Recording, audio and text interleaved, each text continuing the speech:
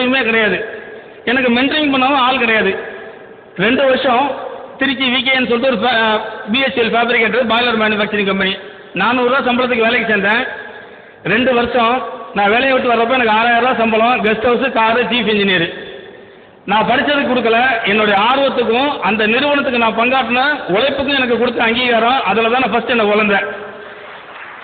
அப்போ எங்கள் அப்பா என்னை பார்க்க வந்தப்போ பார்த்தாங்க. என்னை வந்து அப்போ எல்லோரும் எனக்கு வயசு வந்து 20. எனக்கு இப்பயும் மீசை இல்லை, அப்பையும் மீசை இல்லை. 20 வயசு எங்கள் அப்பா கேட்டில் வந்து கேட்குறாரு, முத்துராமன் இருக்காரான்னு. அவன் செக்யூரிட்டி சாருன்றான். நம்ம பையன் எப்படா சாரானா அப்படின்னாரு எங்கள் அப்பா. அப்போ அவங்க சொன்னாங்க, அப்போ உனக்கு வந்து நீ தொழில் பண்ண தகுதி ஆகிட்ட, நீ வந்து தொழில் பண்ணுன்னு அவங்க சொன்னாங்க. என்ன பண்ணணும்னு அவங்களுக்கு தெரியாது. 55,000 ரூபா முதல். 1990 நான் முதல் தொழில் தொடங்குறதுக்காக மதுரைக்கு வந்தேன். நான் தேர்ந்தெடுத்த ஊர் மதுரை. தப்பான சாய்ஸ். தொழில் பண்ண ஆர்வம் இருந்துச்சு, டெக்னிக்கலாக எனக்கு தெரியும், கமர்ஷியல் அறிவு கிடையாது. தொழில் பண்ண மதுரை நான் எடுத்த ஊரும் தப்பு. இண்டஸ்ட்ரீஸுக்கெல்லாம் மதுரை ஒத்தே வராது. டீ படா வடை போண்டா இதுதான் மதுரை. ட்ரேடிங் சென்ட்ரு, டெக்னாலஜி, ரா மெட்டீரியலு எல்லாம் இதே மாதிரி ஆசை இல்லாத ஊர். சௌக்கியமாக இருக்கிறாங்க. 20 ரூபா இருந்தால் போதும், இட்லியை சாப்பிட்டு சௌக்கியமாக இருக்கிறாங்க. வாழ்க்கையில் நான் வந்து ஸ்கேலப் பண்ணுற ஆர்வமே இல்லாத ஒன்று. நான் யாரோட இருக்கணும் அதுதான் நான் ஆக போகிறேன். என்னை சுற்றி இருக்கவனுக்கு போகிற ஆசை இல்லாதப்போ எனக்கு மட்டும் இப்படி ஆசை வரும். சரி, நான் வேறு தொழில் தர்றேன். ஃபஸ்ட்டு என்ன பண்ணது, சைக்கிள் ரிக்ஷா ஸ்பேஸு. பத்தலை, வருமானம் பத்தலை. டெக்ஸ்டைல் மிஷின்லாம் அந்த பக்கம் சொல்லி இருக்குது. Textile spinning milk machine space, வருமானம் பத்தலை.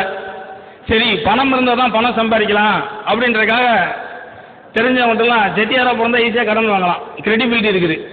அந்த இதில் சொந்தக்காரங்கள்லாம் கடன் வாங்கினேன். எங்கள் அப்பா இந்தியன் பேங்க் எம்ப்ளாயி, மெட்ராஸில் இருக்காங்க. கடன் வாங்கினேன். பணம் இருந்தால் தான் பணம் பண்ணலான்றக்காக ஷேர் மார்க்கெட்டில் இன்வெஸ்ட் பண்ணேன். அன்றைக்கி நான் வச்சுக்கிட்ட குறிக்கோள் வந்து ஒரு 20 லட்ச ரூபா இருந்தால் போதும், பணத்தை பண்ணும். அப்போ அடிப்படை பணம் தேவை. பணம் தேவைன்றக்கான 20 லட்ச ரூபா சம்பாதிக்கணும் அப்படின்னு ஒரு கோல் வச்சுட்டு ஷேருக்கு போனேன். எந்தவித அனுபவமும் கிடையாது. திருப்பி வெறும் ஆர்வம் மட்டுமே. Arshad meta scam, collapse. 20 லட்சம் மைனஸ் 8 லட்சமாக ஆயிடுச்சு. அப்போ கம்மியாக வந்த வருமானமும் போய் என்னோட 23வது வயசில் எனக்கு கடன் 20 லட்சம். அடுத்தவனாக இருந்தால் மருந்து குடிச்சிட்டு செத்து போயிடுவான். சூசைட் தான் இருக்கல ஈஸி.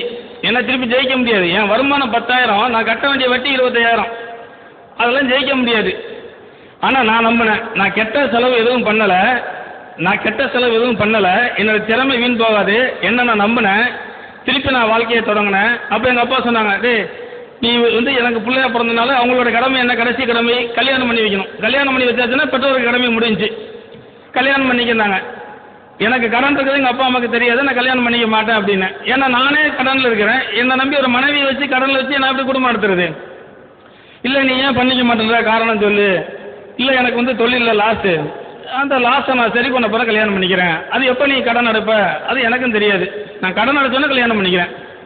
சரி, நீ எவ்வளோ கடன் சொல்லு, நம்ம அடைச்சிடலாம் அப்படின்னாங்க. எனக்கு அன்றைக்கி இருந்த கடன் ஆக்சுவலாக 20 லட்சம். நான் எங்கள் அப்பா மட்டும் போய் சொன்னேன், கடன் எவ்வளோன்னு சொல்லுவேன், நீங்கள் கடன் அடைக்கக்கூடாது, அந்த பணத்தை எனக்கு தரணும், அதை நான் திருப்பி முதல்ல வச்சு நான் ஜெயிச்சு வரணும். சரி, பரவாயில்ல சொல்லு, எவ்வளோ கடன் சொல்லு சொன்னேன். 2 லட்ச ரூபா கடன் சொன்னேன். எனக்கு உண்மையான கடன் 20 லட்சம். எங்கள் அப்பா அம்மாவுக்கு தாங்காதுன்னு எனக்கு தெரியும். அதான் என் குடும்ப பின்னணி. 2 லட்சம் கேட்டதுக்கு எங்கள் அப்பா அம்மா 3 நாள் வாயை மூடலை. அப்படியே யோசிச்சுட்டு இருந்தாங்க. நான் 30 வருஷம் வேலைக்கு போய் எனக்கு கிராஜுவேட்டே 3 லட்சம் தான் வரும், நீ 2 வருஷம் தொழில் பண்ணி 2 லட்சம் கடன்ற, இது எப்படிடா அப்படின்னாங்க. இல்லை, எனக்கு நம்பிக்கை இருக்குது, நான் தொலைச்ச இடத்துல தேடுவேன், நான் திருப்பி வந்துடுவேன்னு. திருப்பி எனக்கு வந்து சரி, நீ கல்யாணத்துக்கு ஒத்துக்க, உனக்கு 2 லட்சம் தர்றேன். 2 லட்சத்தை கொடுத்தாங்க. நான் கல்யாணத்துக்கு ஒத்துக்கிட்டேன். என் ஒய்ஃப்ட்ட ஃபர்ஸ்ட் நைட்டில் நான் சொன்ன முதல் வார்த்தை, என்னுடைய கடன் இவ்வளோ, இந்த கடன்லாம் அடைச்சப்பட்டு நம்ம வாழ்க்கையை ஆரம்பிக்க போகுதுன்னு. அன்றைக்கி பூரா அழுக தான். ஆனால் நான் எனக்கு உண்மையானவன், நான் பொய் சொல்ல விரும்பவில்லை. இதை விட கடன் வேறு யாரும் கூடன்னு சொன்னான்னா பொய்.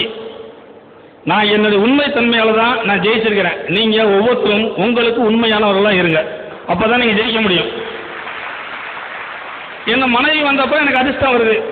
அதாவது லைஃப்பில் எப்போ வேணால் கஷ்டப்படலாம், எவ்வளோ வேணால் கஷ்டப்படலாம், நம்ம போராடிக்கிட்டே இருக்கணும். போராட்டம் தான் வாழ்க்கை, சவால் தான் வாழ்க்கை. அவங்க எல்லாருமே சொன்னாங்க. அவங்க சொன்ன ஒரு வேதனையும் எவ்வளோ நீங்கள் புரிஞ்சுக்கிட்டீங்கன்னு தெரியல. அதே மாதிரி அடிப்பட்டவனுக்கு தான் இந்த வேதனை புரியும். ஒருத்தருக்கு அது வந்து 500 ரூபா வேல்யூ, ஒருத்தருக்கு 5 லட்ச ரூபா வேல்யூ, ஒருத்தருக்கு 5 கோடி ரூபா வேல்யூ, ஒருத்தருக்கு 500 கோடி ரூபா வேல்யூ. அது புரிஞ்சுக்கும் தன்மையை பொறுத்து இருக்கு. அவங்க ஒவ்வொருத்தர் ஸ்பீச்சில் இருக்குது, தனித்தனியாக பேசிகிட்டே போகலாம். நான் பேசுகிறப்ப சொல்லிடுறேன். எனக்கு அதுக்கப்புறம் அதிர்ஷ்டம் வந்துச்சு. நான் திருப்பி ப்ராடக்டை கூட்டினேன்.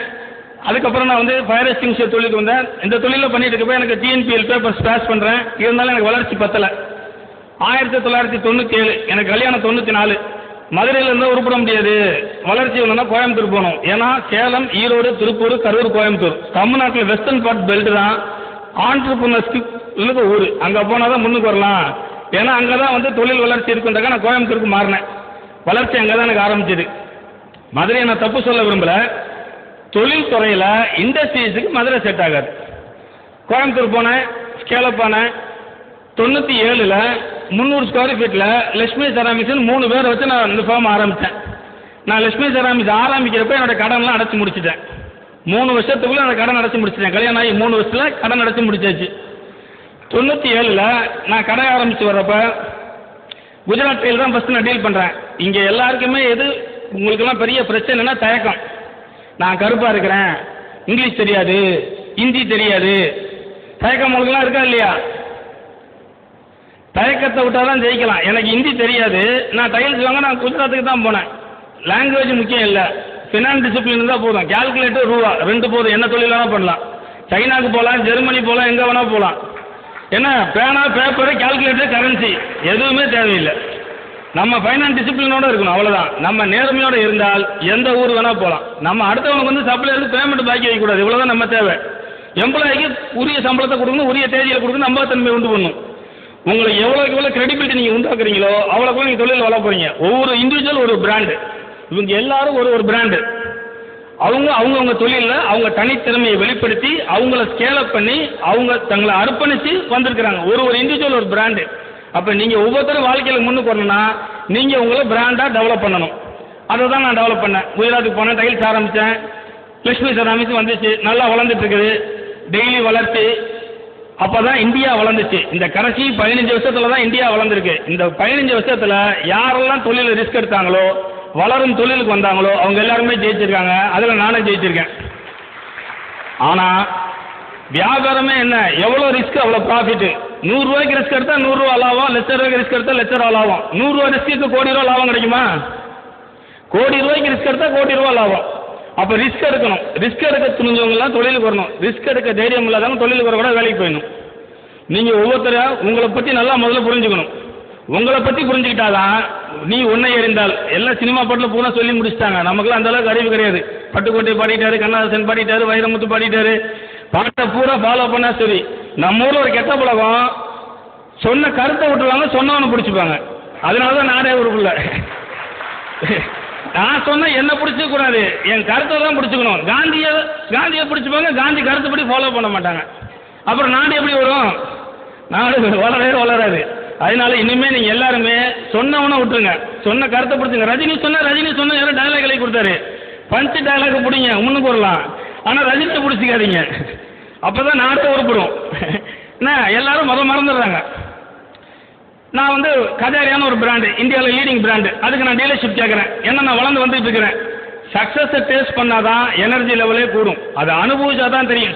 ஸ்வீட்டுன்னா புரியாது, தின்னா தான் தெரியும். இல்லை திங்காமல் யாருக்கும் புரியுமா? அப்போ சக்ஸஸை நீங்கள் டேஸ்ட் பண்ணணும். டேஸ்ட் பண்ண ஒரு அடிக்ஷன். அப்போ தான் நம்மளால் ஒன்றுக்கு போக முடியும். நான் வந்து அதை ஒரு கான்ஃபிடன்ஸில் அந்த கஜாரியா பிராண்டு நான் டீலர்ஷிப் கேட்குறேன். கம்பெனிக்காரன் சொல்லிட்டான், கம்பெனிக்காரன் டெல்லியில் இருக்கிறான், மார்க்கெட்டிங்கால் இங்கே இருக்கான். அதெல்லாம் விற்க உனக்கு தகுதி கிடையாது, நீ வந்து சந்துக்குள்ளே ஷோரூம் வச்சுருக்க, லாய்க்கில்லைன்னா. அவங்க சொன்னாங்க, அவமானப்பட்டேன் முன்னுக்கு வந்தேன்னு. வாழ்க்கையில் அவமானப்படாமல் யாரும் முன்னுக்கு வரவே முடியாது. அதாவது ஆசை இருக்கவெல்லாம் ஜெயிச்சிட முடியாது. எல்லாரும் ஆசை இருக்குது, மல்லாக்கப்படுத்துட்டு ஆசை வந்தா கனவு வேண்டாம் வந்துடலாமா? ஆசை இருக்கவும் ஜெயிக்க முடியாது. வெறி வேணும், ஃபயர், நெருப்பு. என் பாஷையில் வெறி இருந்தால் தான் வரலாம். வெறி எப்படி சும்மா வரும்? சௌக்கியமாக 3 வேளை சாப்பிட்டுக்கிட்டு கேட்ட ட்ரெஸ் எல்லாம் வாங்கி கொடுத்துட்டாங்க, வெறி வந்துருமா? சத்தியமாக வராது. கிடைக்காதப்ப அவமானப்பட்டால் தான் வெறி வரும். வெறி வந்தால் தான் வாழ்க்கையில் முன்னுக்கு வர முடியும். அதனால அவமானத்தை நீங்கள் வந்து தடையாக நினச்சி அதோட துவண்டு போய் விழுந்துடக்கூடாது. உங்களுக்கு எங்கெல்லாம் சவால் வருதோ அதெல்லாம் எதிர்கொண்டு ஃபேஸ் பண்ணி ஜெயிக்கணும். 5வது இடத்துல இந்த கடத்தை ஃபர்ஸ்ட் ஆக்கினது அவங்க சேலஞ்சு. அவங்களுக்காக போராடல, அந்த ஒரு இண்டஸ்ட்ரிக்காகவே போராடி இருக்கிறாங்க. நோக்கம் நல்லதாக இருந்தால் சத்தியமாக ஜெயிக்கும். அதை கண்டினியூஸாக எஃபர்ட்டோடு நம்ம பாடு பண்ணணும். அந்த கஜாரி எனக்கு டீலர்ஷிப் தரல. நான் அன்றைக்கி முடிவு பண்ணேன், முன்னாடி என்னால் எமோஷனலாக பேலன்ஸ் பண்ண தெரியாது. எல்லாத்துக்கும் டயலாக் பேசுறது, சினிமா பார்த்து வெறும் டயலாகாக பேசுறது, வீணாக போயிடுவோம். ஒரு சவாலுக்கும் நீங்கள் வந்து உங்கள் செயலில் தான் பதில் சொல்லணும், வாயிலே சொல்லக்கூடாது. நம்ம ஃபேஸ் பண்ணுற சேலஞ்சுக்கு பூரா செயல். 2 வருஷம் கழிச்சு அந்த கம்பெனிக்கு நான் டீலர்ஷிப் எடுத்தேன். இன்னைக்கு அந்த கம்பெனிக்கு நான் ஆல் இந்தியா ஃபர்ஸ்ட்டு. எனக்கு எந்த கம்பெனி எனக்கு டீலர்ஷிப் தரலையோ, கடைசி 5 வருஷமா நான் வந்து டெல்லிக்காரனோட, கல்கட்டாக்காரனோட, பெங்களூர்காரனோட, சென்னையோட போட்டு நான் கூட வைக்கிறேன். இருக்கிறது கோயம்புத்தூர். அப்போ வந்து எல்லாருக்கும் அந்த வெறி வந்தால் தான் உறுதியாக ஜெயிக்க முடியும். 3 பேரோட ஃபர்ஸ்ட் இயர் ஒரு 20 வருஷத்தில் ஆரம்பித்தேன் என்னோட நிறுவனத்தை. இந்த 12 வருஷ ஜேர்னியில் 350 பேர் டைரக்ட் எம்ப்ளாய்மெண்ட், 250 பேர் இன்டைரக்ட் எம்ப்ளாய்மெண்ட், மொத்தம் 600 பேருக்கு நான் வேலையை கொடுக்குறேன். 300 கோடி ரூபா டர்ன் ஓவர் பண்ணுறேன். இவ்வளோதான் என் வளர்ச்சி. நான் அத்தனைக்கு கெட்டிக்காரன் கிடையாது. அப்போ சாதாரணமான நானே இவ்வளோ வளர்ந்தால் நீங்கள்லாம் எவ்வளோ வளரலாம்? இது சமகாலத்தில் வாழ்கிறோம். ஆப்பர்ச்சுனிட்டி எல்லாருக்கும் இருக்குது. ஆணுக்கு பெண் சரிநிகர் சமம், அதெல்லாம் பழைய காலம். உங்களுக்கு அந்த வாய்ப்பு இருக்குது. நம்ம எல்லாரும் ஒரே காலத்தில் வாழ்கிறப்ப எனக்கு இருக்க வாய்ப்பு உங்களுக்கு இருக்குது, உங்களுக்கு இருக்க வாய்ப்பு அடுத்தவங்களுக்கு இருக்குது. அப்போ எனக்கு வாய்ப்பு வரலையேன்னு சொல்கிறவங்களாம் லாய்க்கு இல்லை. அடுத்தவனை குறை சொல்லி முன்னுக்கு வந்துட முடியுமா? எனக்கு அது சரியில்லை, எனக்கு அப்பா சப்போர்ட் பண்ணல, அம்மா கொடுக்கல, குறை சொல்லிலாம் முன்னுக்கு வரவே முடியாது. உங்கள் வாழ்க்கைக்கு நீங்கள் பொறுப்பு. நீங்கள் எல்லாம் அடல்ட் ஆயாச்சுனால் உங்கள் பெற்றோர் மூலமாக நீங்கள் இந்த உலகத்துக்கு வந்திருக்கீங்க, அவ்வளோதான். உங்கள் வாழ்க்கைக்கு நீங்கள் பொறுப்பு. என்றைக்கு நீங்கள் அதை ஓனர்ஷிப் எடுக்கிறீங்களோ அன்றைக்கி தான் முன்னுக்கு வர முடியும். எல்லாரும் தன்னம்பிக்கைன்னாங்க. தன்னம்பிக்கை எவ்வளோ பேர் உணர்றீங்கன்னு எனக்கு தெரியல. என்ன ஆக்சுவலாக ஜானகிராமன் கூப்பிட்டதே ஜேசி மீட்டிங்கு. ஏன்னா ஸ்டூடெண்ட்ஸுக்கு வந்து அந்த அளவுக்கு எவ்வளோ ரிசீவ் பண்ணுவாங்கன்னு எனக்கு தெரியல. நீங்கள் கொஸ்டினில் கேட்டால் தான் இனிமேல் என்னால் ரிப்ளை பண்ண முடியும். தன்னம்பிக்கையோடு செயல்படுங்க. Short term goal, long term goal வாங்க. எல்லாராலையும் எல்லாம் முடியும், எல்லாராலையும் எல்லாமே முடியும். இருக்கிறதுல ரொம்ப கஷ்டமான ஃபீல்டு ஸ்போர்ட்ஸு. 1 செகண்டில் போச்சுன்னா போச்சு. 1 வருஷம் உழைக்கிறான், ஒரே 1 செகண்ட் பின்னாடி வந்தால் போச்சு. ஃபஸ்ட்டு தான் உலகமே போராட்டம், 2வது தேர்தலில் சொல்ல மாட்டாங்க. அப்போ வந்து பிஸ்னஸோ பாக்கி லைஃப்பில் ஜெயிக்கிறதே ஈஸி, ஸ்போர்ட்ஸோட பாக்கியெல்லாம் ஈஸி. அதே மாதிரி ஆர்ட்ஸில் பர்ஃபார்ம் பண்ணுறது கஷ்டம். அவங்க எத்தனை நாள் ப்ராக்டிஸ் பண்ணால் இங்கே ஒரு 3 நிமிஷம் பர்ஃபார்மன்ஸ் பண்ண முடியும். இதுக்கு லைஃப்பே அவங்க எவ்வளோ அர்ப்பணிக்கிறாங்க. அவ்வளோக்குலாம் நீங்கள் ஸ்ட்ரெயின் பண்ணவே இல்லை. வாழ்க்கையில் எல்லாரும் நீங்கள் எல்லாம் கிடைச்சதை மட்டுமே பார்க்குறீங்க. இவங்க ஒன்று கிடைக்கிறதுக்கு எவ்வளோ இழந்திருக்காங்க அது அவங்கவுங்களுக்கு தான் தெரியும். எதையும் இழக்காமல் எதுவும் கிடைக்காது. எதை இழந்தாய் எது கிடைப்பதற்கு, அது ரொம்ப முக்கியம். இழந்தது நமக்கு மட்டும் தெரியும், கிடைச்சது உலகத்துக்கு தெரியும். நீ இழந்தது யாருக்குமே தெரியாது. இப்போ அவங்க என்ன இழந்தாங்க வாழ்க்கையில் யாருக்காவது தெரியுமா? தெரியாது. அவங்கவுங்களுக்கு மட்டும்தான் தெரியும் எதெல்லாம் இழந்திருக்காங்கன்னு. ஆனால் கிடைச்சது எல்லாருக்கும் தெரியும். அதனால நீங்கள் வாழ்க்கையில் இவங்களை போல் நீங்களும் ஒரு சாதனையாளராக வரணும், நீங்களும் வாழ்க்கையில் வெற்றி பெறணும். அப்படி சொல்லி விடைபெறேன். நன்றி, வணக்கம்.